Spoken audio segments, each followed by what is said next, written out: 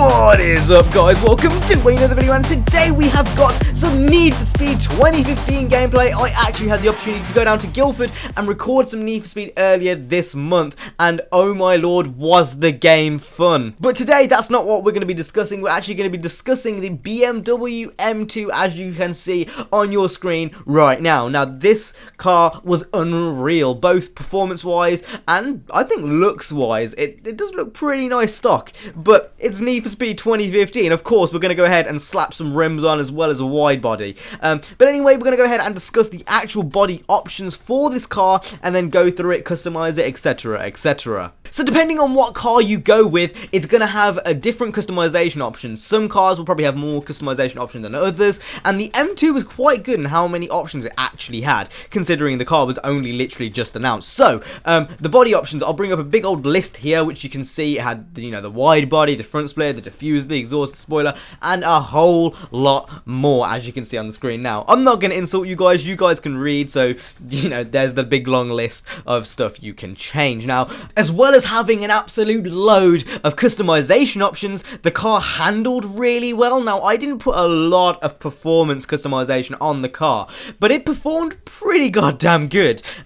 It's easily a car which can be used for all types of events. You know, you can easily make this a drift car, but at the same time you can easily make it a grip car. It's kind of a good all-rounder, a jack of all trades, a master of none, really. You're not going to be able to, you know, get ridiculous scores on drift events or get ridiculous times on grip events, but if you get your tune right, you can definitely make it a jack of all trades quite easily. And what I kind of found was the car was fast, but it wasn't quite fast enough to keep up with, say, an Aventador. But at the same time, it was quite drifty, but it wasn't as drifty as, say, an S15.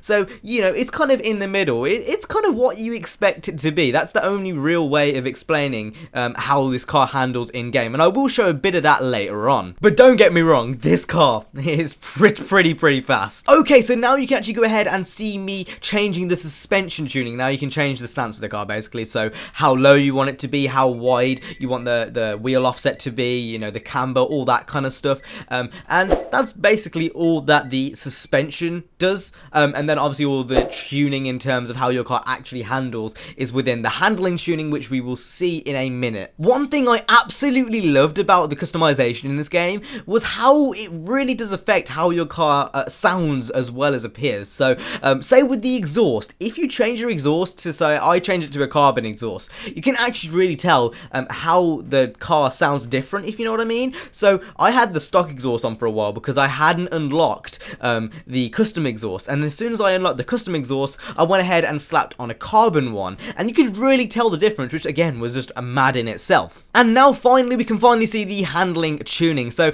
you can either use the master slider right at the top, or you can use the individual sliders. Now me personally, I was more kind of an individual sliders guy, because sometimes when you'd use the master slider, it wouldn't turn off, say, brake drifting, and I kind of like that off.